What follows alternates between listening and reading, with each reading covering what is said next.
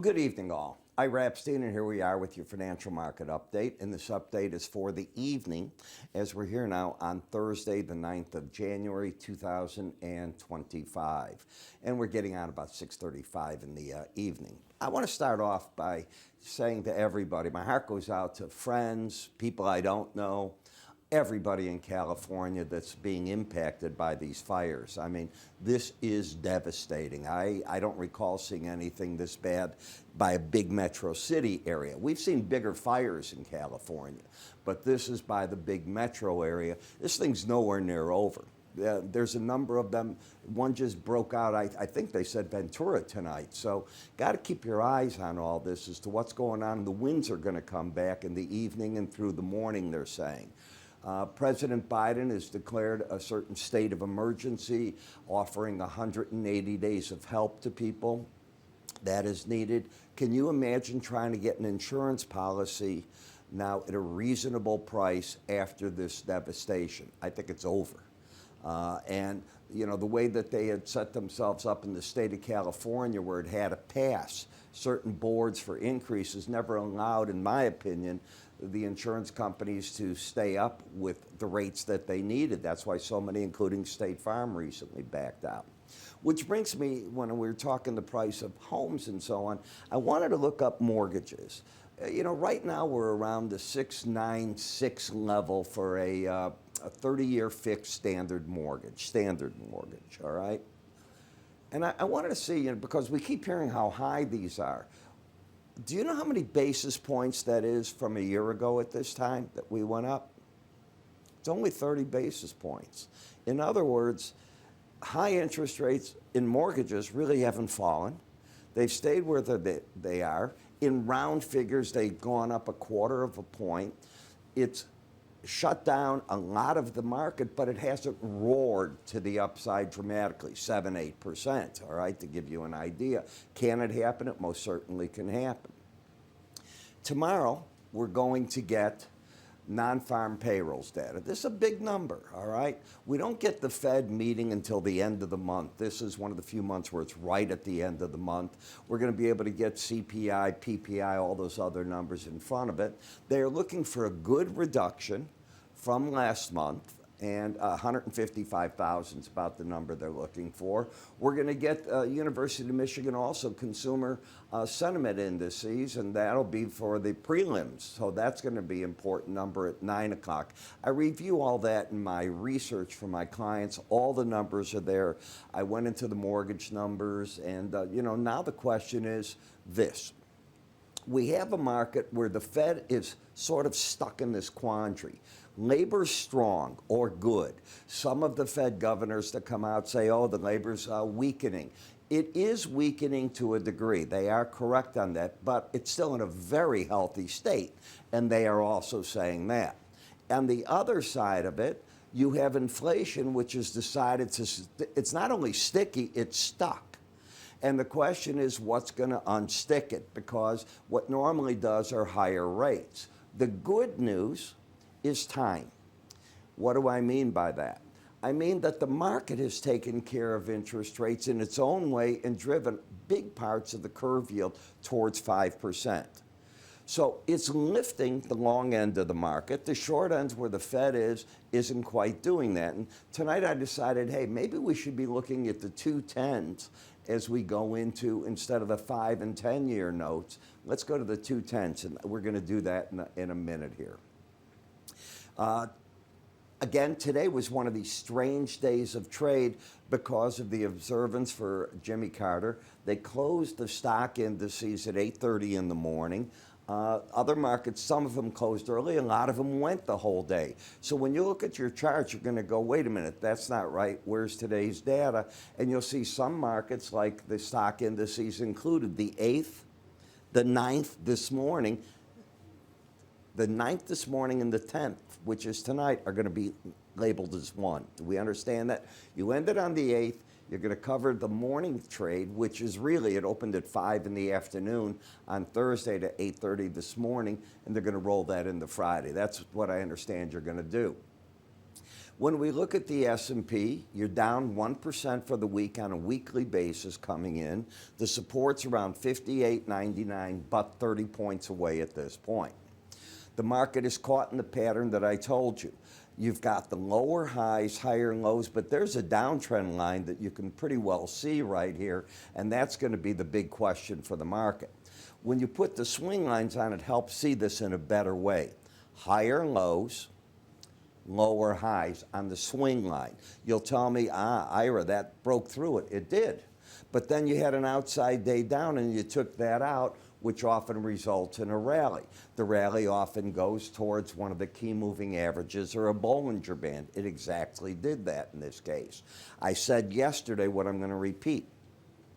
For the moment, maybe you break out of this tomorrow with the jobs number, but for the moment, the support is the 100-day average, the resistance is the 18-day average of closes. If you break through all this, especially the 58.65 level, be careful. You could open the market for the 57.14 zone. The Bollinger Band comes in at 58.58. So it's either you get support here, you go down, possibly checking those lows. Going to be very important. Who's in control? The bears at this point in time. The market is not yet in classic oversold, but it's approaching it because you got a reading under 30. So do I think you're going to see traders aggressively add to the short position? Well, they often don't when you get a reading under 30, but you have that jobs report, so you got to have your eyes wide open tomorrow. The NASDAQ has got a pattern of lower highs, higher lows. Not really a trend trade there. In the Dow, higher high, lower low, oversold. A lot of resistance, as I see it, at 43,241, the 18-day average, which just got underneath the 100. So you got a bearish crossover, which adds to the bullish argument in the market. In the micro E-mini Russell, you have a bearish crossover as well. The 18 has just gotten underneath the 100, and that puts in line the 200-day average down to the Bollinger Band as possible support areas. You are oversold here too. So who's in control going into the report? Very clearly the bears at this point in time.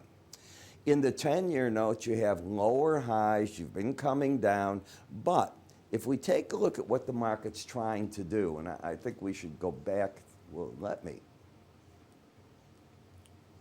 come back here and back and forth again. There's the 10-year. It's not going to let me do it. Okay, I understand what it did. In any case, it's trying to leave an area here right now where it's trying to leave the idea that it can embed, the idea it can embed. In the 2-year note, if you take a look, you've got here a pattern where the market's trying to come through these highs to get up to the upper band. So again, we're taking the 2, and as this market rallies, it means real yields. It's an inversion market. As it rallies, yields fall here, but they're trying to lift the 10-year. Got it? And you're taking this out to ratios. I think the 210's trading in the high 30s, near 40. Hasn't been there in a very long time. Think when it went to 0 on the COVID. In the dollar index, you still have the higher lows, higher highs at work. Bullish still, overbought, but still in a bull setup. In the euro, lower highs for the moment, higher lows. If you crack through the lows now of Wednesday, be careful. That could kick the market down to the 102.70 level again. I don't see the dollar losing a lot over a certain period of time. On any given day, it can get corrections. But for the moment, I'm not seeing that. You have to show me what's going to happen. And I think what Europe wants to do is keep cutting rates. And I think what the dollar's stuck with is a Fed that's sort of caught right here. It can't raise rates. It has no reason to lower them if inflation doesn't break and the labor stays strong. When you look at the British pound, they are in problems. I wrote about it this morning for my traders as to how much, because the gilts, the real yield is soaring, how much it's taking away from the British economy. They're going to be forced to do something here. Miss Reeves, when she put out as the new exchequer, basically, an idea as to how to run what they're going to do, and gave herself a cushion because interest rates are taking off. That cushion is gone now, and this is one of the reasons you're sinking. The government there is trying to figure out what does it do. Originally, the idea was maybe they get a couple of interest rate cuts. I'm now hearing more than a few. We'll see. Bitcoin, just wandering like this. Is the market going to be able to get back to this numbers? What traders are starting to debate. Not me, but I heard, as I said, Tom Lee of FactSet talking about it, and he's the big bull, and he's even looking for more of a correction. Doesn't mean you'll get it, but that's what he's talking. When we take a look at Brent, you're embedded. As long as you're embedded, the market's going to fight battles between probably the Bollinger Band and the 100-day average, searching for direction. You broke down today and took out a prior low, so you did break the pattern of higher lows, higher high. Maybe that's the beginning where the market starts spinning here, not doing an awful lot one way or the other. The same thing happened in WTI. Heating oils kept its upside. Now, it had an outside day down the other day. See, I can get it to work on this particular one. I know what happened on the other. And that's been the battleground that I told you about yesterday. And you can see you're fighting right at that still. So it hasn't really altered the market.